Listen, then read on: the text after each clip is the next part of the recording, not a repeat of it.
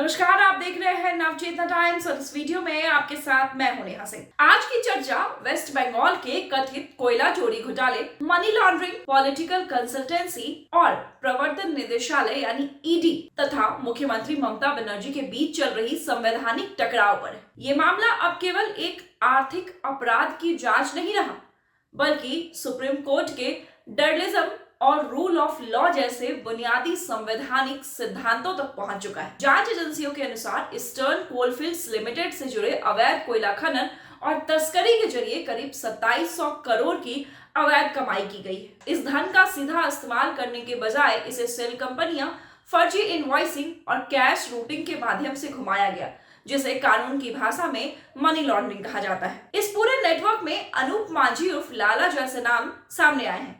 CBI कोयला चोरी और आपराधिक साजिश की जांच कर रही है, जबकि ईडी इस मामले में पीएमएलए के तहत मनी लॉन्ड्रिंग की जांच कर रही है। इसी सिलसिले में कोलकाता में पॉलिटिकल कंसल्टेंसी फर्म आईपैक यानी इंडियन पॉलिटिकल एक्शन कमेटी से जुड़े परिसरों पर ईडी ने सर्च और सीजर ऑपरेशंस चलाए। आईपैक कोई राजनीतिक पार्टी नहीं, बल्कि एक प्रोफेशनल पॉलिटिकल कंसल्टेंसी है जो booth level data collection, voter micro targeting, चुनावी रणनीति, मैसेजिंग, इमेज बिल्डिंग और पोल डे मैनेजमेंट जैसी सेवाएं देती है। चुनावी कंसल्टेंसी सेवाएं लेना पूरी तरीके से कानूनी है, लेकिन जांच एजेंसियों का आरोप है कि इन सेवाओं के भुगतान के लिए कथित तौर पर अवैध धन का इस्तेमाल किया गया है, जो कानूनन अपराध है। ईडी का दावा है कि जब उसके अधिकारी कानूनी प्रक्रिया के तहत कार्रवाई कर रहे थे, उसी दौरान मुख्यमंत्री ममता बनर्जी मौके पर पहुंची। उनके साथ वरिष्ठ पुलिस अधिकारी और भीड़ मौजूद थी। ईडी अधिकारियों को काम करने से रोका गया।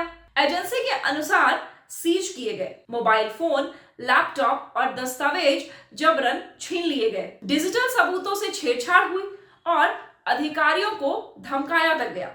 ईडी ने इसे mob assisted obstruction of justice बताया है। इन आरोपों के आधार पर ईडी ने सुप्रीम कोर्ट का रुख किया है और मांग की है कि मुख्यमंत्री ममता बनर्जी, वेस्ट बंगाल के डीजीपी और कोलकाता पुलिस कमिश्नर के खिलाफ 17 गंभीर अपराधों में सीबीआई जांच कराई जाए। ईडी का तर्क है कि चूंकि आरोप राज्य के शीर्ष संवैधानिक और पुलिस अधिकारियों पर है, इसलिए राज्य पुलिस से निष्पक्ष जांच की उम्मीद नहीं की जा सकती है, खासकर तब जब राज्य पुलिस ने ईडी अधिकारियों के खिलाफ काउंटर केस भी दर्ज किए हैं। इसी वजह से ईडी ने अनुच्छेद 32 के तहत सुप्रीम कोर्ट से कोर्ट मॉनिटरिंग के साथ साथ सीबीआई जांच की भी मांगी है।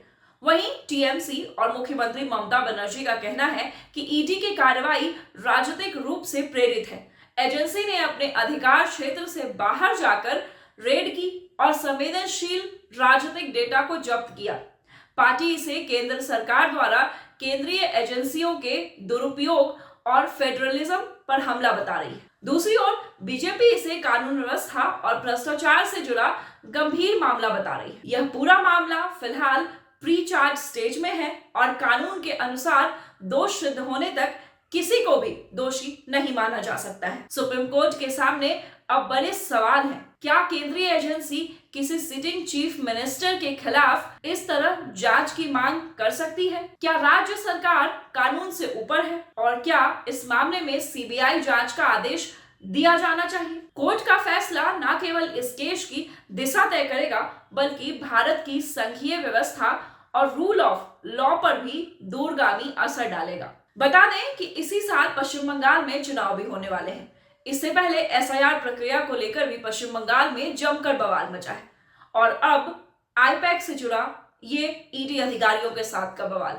क्या ये साल पश्चिम बंगाल के लिए एक नया रुख लेकर आने वाला है? क्या पश्चिम बंगाल में इस साल हो रही लगातार घटनाएं अपने आप में एक नया समीकरण बन रही है? आपकी राय क्या है? हमें कमेंट में जरूर बताएं। ऐसे ही वीडियोस और कंटेंट्स के लिए देखते रहें नवचेतना टाइम्स। नमस्कार।